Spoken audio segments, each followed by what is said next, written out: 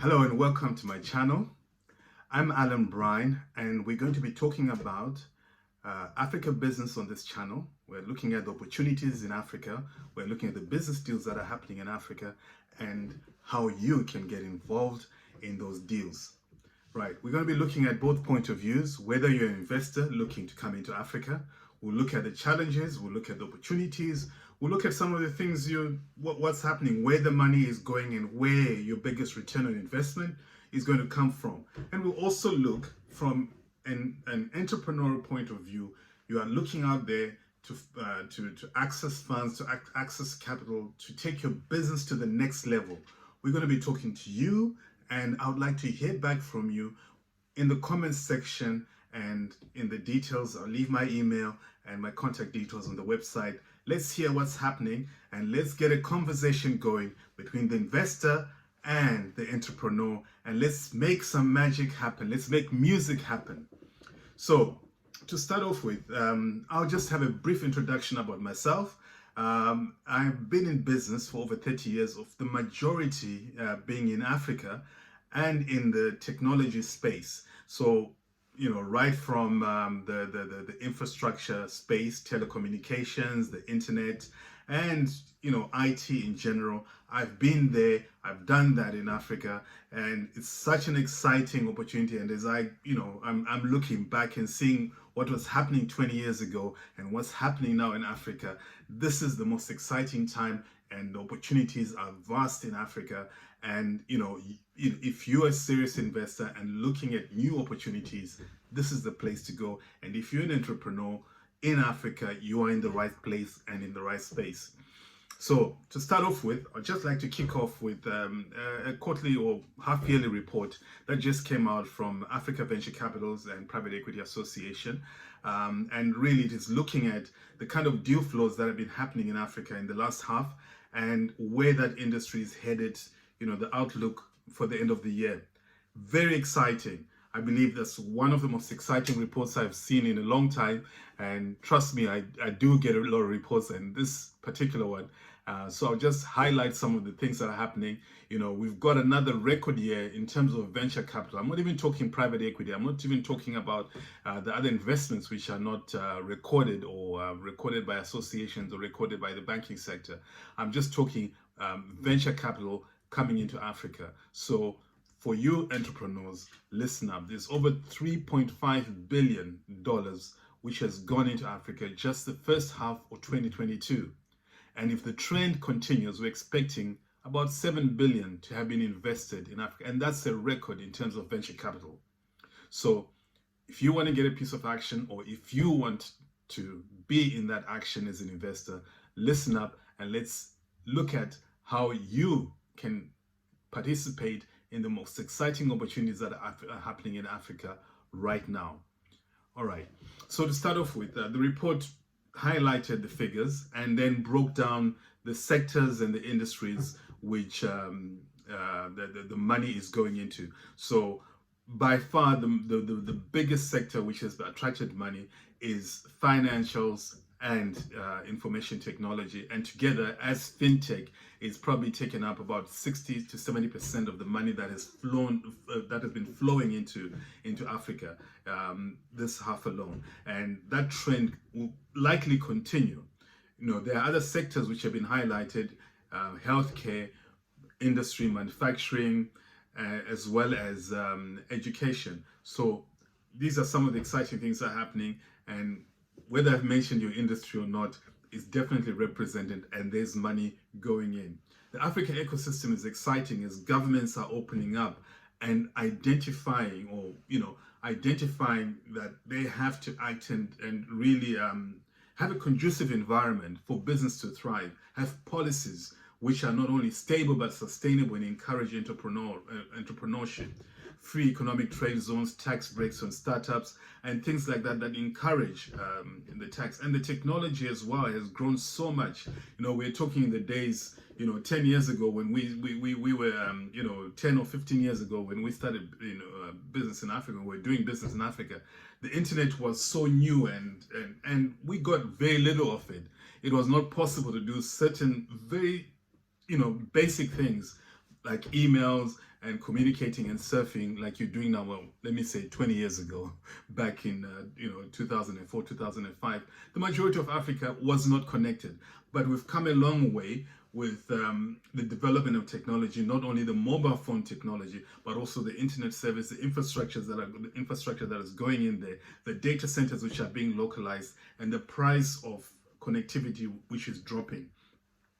Those things have actually enabled, technology has actually enabled Africa to leapfrog some of the development or the development curve it would have had if technology was not involved in that development. So we've seen at least 5 unicorns coming out of Africa in the last 5 to 10 years.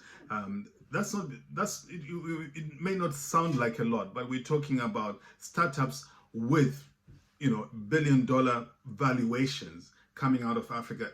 This is unthinkable if you're talking 5-10 years ago, but it's happening now, and we're looking at some exciting opportunities, and there's no reason why we should not see another 5 to 10 in the next 3 to 5 years, unicorns coming out of Africa.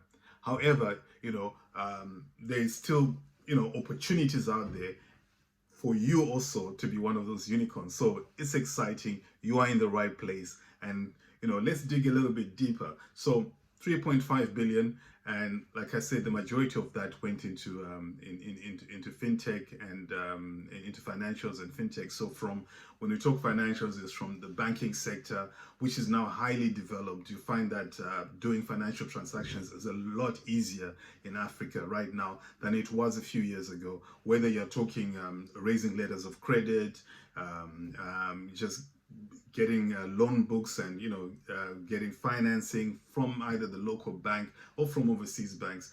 Lots been happening there, and we see that space continue to increase.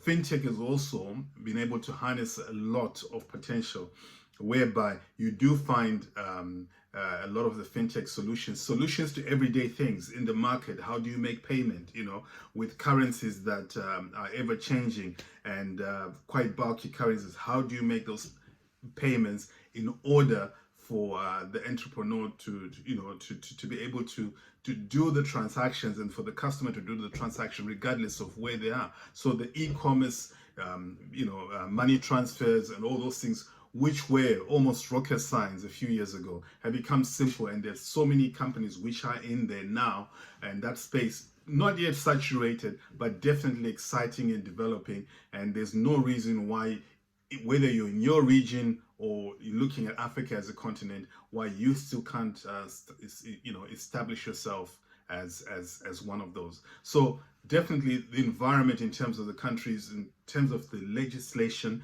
and the policies that the African countries are putting in place, have definitely improved, and you're seeing those conducive environments developing in the pockets. And when you see the legislation being done correctly, there's definitely growth. If you're looking at Kenya, I remember years ago, Kenya lifted the import tax and duties on electronic equipment or computer equipment. So basically what it meant is you could get your hands on a laptop or a mobile device at relatively the same price as you would if you were overseas, you were shopping in either Best Buy or Target or otherwise. If you look at that, so all you have is your shipping costs and whatever, the minimum tax you have. Rwanda also have a similar policy, and you find more and more countries are opening up, allowing those things. In fact, there's no reason to protect. We are not manufacturing yet the hardware, so there's no reason to actually. If you think about it, if you're a legislator, you're listening to me, a politician, you're sitting in parliament, you need to make those changes and make sure that people are bringing in the most up-to-date equipment to give them the best chance of development. The other thing I alluded to is the internet and the connectivity. There is need for those prices of connectivity to go down. In the first world, where I am right now in UK, the cost of internet is hardly 30 pounds a month, or below $50 a month for a high-speed broadband, which does pretty much everything from streaming, data, whatever. I could host a data center in my garage. But that's basically the kind of internet that you have full fiber to your doorstep. So we are not struggling for bandwidth any time of day. You get your full bandwidth, and it's exciting. We used to talk about multimedia video, whatever. Now what we're seeing. 5 years ago, or 10 years ago, we used to talk about it in terms of, do you have enough bandwidth to watch a YouTube clip? And today, it's almost insane to think about that. And even right now, I believe in Africa, with the advent of 4G and the coming of the 5G technologies, those things are becoming more and more accessible, but still quite pricey. I mean, I've been visiting recently South Africa. I've visited Southern Africa, South Africa, Zimbabwe, Ghana, and Nigeria, and you still find that the costs are overall, they've come down massively, but still we can do better in those fields. And again, it takes investment, it takes initiative, it takes government policy to ensure that we're creating an enabling environment for our entrepreneurs, our technopreneurs, and innovators to get in that space. So I'm going to be focusing a lot on the technology, because really it is a force multiplier. Technology multiplies your force, it multiplies and shrinks the time to market and the number of things you're going to be doing. So excuse me if I'm going to talk a lot of tech, but definitely that's my strong point, and we'll see how it will. And trust me, even in manufacturing and what tech has taken a lot, whether you're an architect, you are developing, you are real estate development, you can't run away from the fact that tech is a very important part of that equation. So so let's embrace this moment. Let's get in there and let's do business, the 22nd century way, because things are happening. Listen, we haven't even started talking immersive technology, augmented reality, and all. Let's just talk the basic business, getting your business and making sure you're making money, you're creating value, you're making money, and you're giving a return to the shareholders. And that's where we need to be. So, so that innovative space in Africa has been really developing. I believe a lot has to also do with the training of manpower. We've seen a lot of the training of software developers. You find workshops happening all around, and boot camps that are happening where you are teaching people with very little to no computer training to actually program and come up with products. And for me, that's exciting, which means that the people who have a problem or who are experiencing a problem, whether it be a transaction, whether it's getting your lights on, or you're getting electricity or whatever it is, can work to solve those problems using technology in their own ways. They understand the problem better than anybody else. So if you were a foreigner coming in to say, hey, let me solve the problem for you, you wouldn't have as much comprehension of the problem as the person. And understanding the problem is 90% of the solution. When you then address it, from your local environment, you make sure you've taken care of the things you use every single day. So we're seeing a lot of that happening. So things I mentioned, fintech, and in that, fintech, finance and technology space, we are looking at really some of the industries that are exciting is cleantech, e-commerce, edutech, where Edtech, Harth Tech. So all that technology or technology spaces, or in that vertical, are exciting and they're booming, and those are the areas which you should be looking at if you're an investor. Those are areas where you are getting 5x returns plus 7x returns quite easily. And I'll just tell you, one of the things which was exciting for me in the Nigerian space is because of the income per capita and the expendable capital per person. You find that having a simple product which people use every day, and you charge a few naira for it, because of the volume of people. We're talking a nation with 150 plus million people, And, in Lagos, you're talking 25, 30 million people in the same concentrated space. If only you penetrated 1% of that market, it's a huge market. And that's where a lot of the growth is going to come up from. Hungry, when I say hungry for service populations who, when they see a solution to their problem, they're going to go in and get that solution. So simple problems. I mean, whether you're talking, I was reading recently about provision of energy. Obviously, if you are familiar with West Africa, power is a very big problem. In fact, most of Africa and right now, most of the world, you find that, getting your grid power has become of a bigger challenge, especially now that we're addressing the clean energy issue. We cannot continue to burn coal and hydrocarbons as a way of generating power. So what is fashionable and what is, attracting the attention of investors right now is clean energy tech, and the abundance of sunlight in Africa lends solar technologies to be conducive.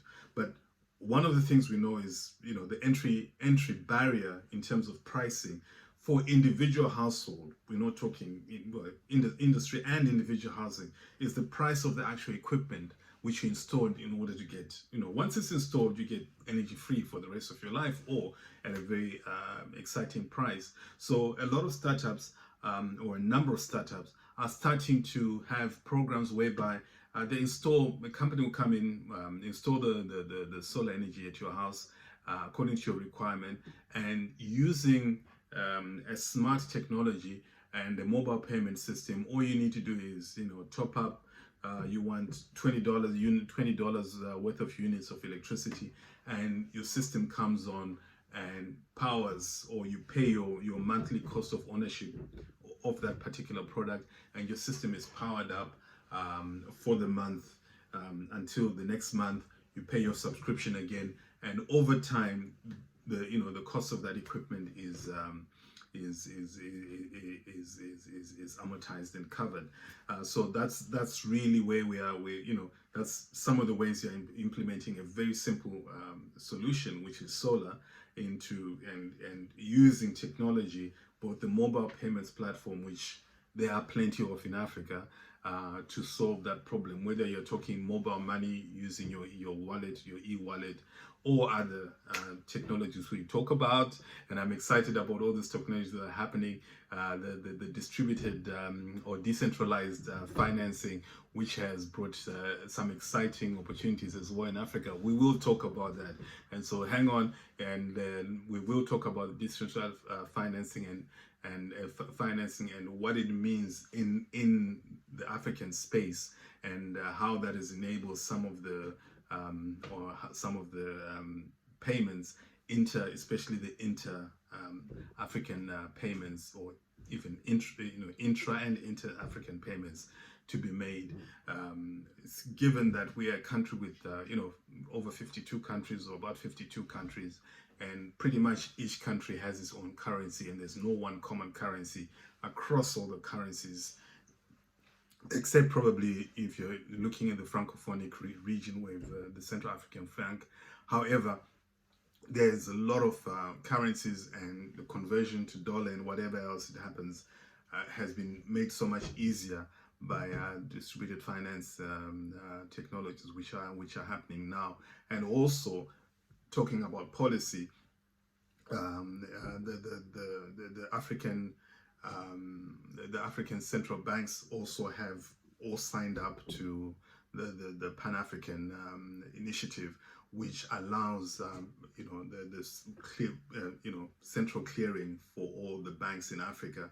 No longer do we have to send our money or our checks or instruments to Citibank or to Barclays Bank in London for clearance. Transactions can be started and terminated in Africa and cleared in Africa, and it brings a whole bunch of opportunities which are yet to be exploited, and that's an exciting area in its own. So depending on where you are, whether you are starting off right now saying, hey, I'm thinking about going into Africa as an investor. Where are the opportunities? How can I participate in there? Or you are an entrepreneur who's looking and saying, hey, I've got this fantastic idea. I've done my proof of concept, and what I need is some startup capital to get my project moving. Interestingly, of that 3.5 billion dollars that we talked about that went in as venture capital, you have to understand. I believe by now, if you need to understand the difference between venture capital and some private equity or late stage financing. Venture capital is really talking about your startup deals, your startup finances for getting you off the ground to a point where you are now looking to say, hey, I'm now pre-IPO. I need to find some private equity funding to take me to make my business grow to the next level before I go IPO or otherwise exit. So of that, you find that of the 3.5 billion, we're talking over 70% of that was went to startups. In fact, more of the project distribution, there were over 300 unique projects which were funded of that 3.5 billion, and about 193 projects were actual startups. And you find, so basically startup financing from your garage, your bedroom, from your desk to getting funding, and 91 were early stage. So early stage, so we when you talk funding, you've got your pre-seed capital where you are borrowing from your friends, you're taking out investment, the money that's in your circle. Maybe you find an angel investor, and then you've got your seed investor, and this is the seed investment I'm looking at. Seed funding, 193 projects of the 300 unique projects. So over almost 2/3 of that money was focused on startup capital, and 91 early stage, and only 12 late stage. And the 12 the late stage projects tend to attract bigger chunks of money. The average deal, the deals in that half, in the first half of 2020, were about 11 million. So they're quite sizable deals, and obviously the 12 late stage projects will skew the average. However, if you look at that, there were about 12 late stage projects which took up quite a bit of change, but still 2/3 of that money were into seed funding or early stage financing. So don't lose hope thinking that you have to be turning over $1 million or $2 million before you attract funding. No, in fact, if your idea is good, there is money out there for you as an entrepreneur. Money follows value. You have to demonstrate that you can create value. You have to demonstrate that you've got a product which people want, and you've got a sustainable business. There's growth, and the funding will come in. From the investor, a lot of investors are wary. All we hear about Africa, or all we've heard in the past about Africa has been all negative. My experience has been, otherwise. Like any other marketplace, there are, some challenges. But once you overcome these challenges, risk and reward, yes, the risk may be higher than putting your money in the stock market, in the New York Stock Exchange, and getting, if you're lucky, a 3% return over 3% return over 5 years, or 3% above 3% above the prime lending rate over that type of period, or you go into slightly riskier yet managed risk kind of portfolios. And how the venture capital game works. You're going to spread your investment over a number of projects, and probably over a number of verticals, and get and hopefully, or a number of specified verticals. And if one or two of the 10 projects you've chosen make it, they definitely pay for the rest. And it's all about choice and hedging and making sure that obviously there's shared risk with other investors in the project.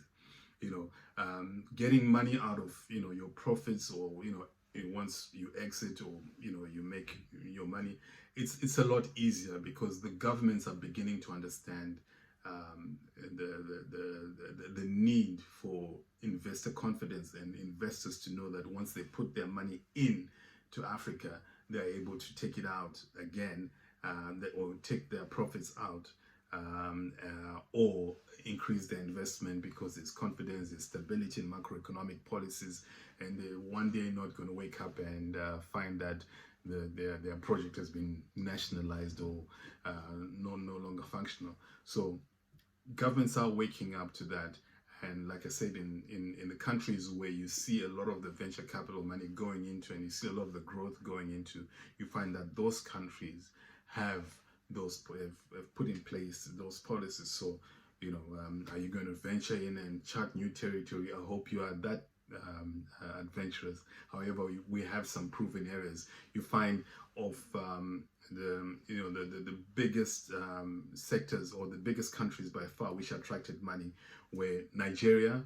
I think Nigeria attracted the bulk, followed by Egypt.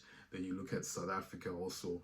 Those three are probably the places where, and Kenya as well. So Kenya in East Africa, Southern Africa, was represented by South Africa, and Nigeria had the bulk of those projects, and as well as Egypt. And again, I always look at some of the common lying areas. You find that all those economies have a relatively stable political environment and economic environment, and their policies in terms of monetary policies, macroeconomic policies have been stable and predictable. They're not going to wake up one day and change macroeconomic policies overnight, meaning that your money and all your predictions and assumptions go in the trash. And they've successfully done so. So those are the four areas which absorbed the majority of those fundings. And the second sort of list I looked at was Tunisia, Morocco, Uganda as well.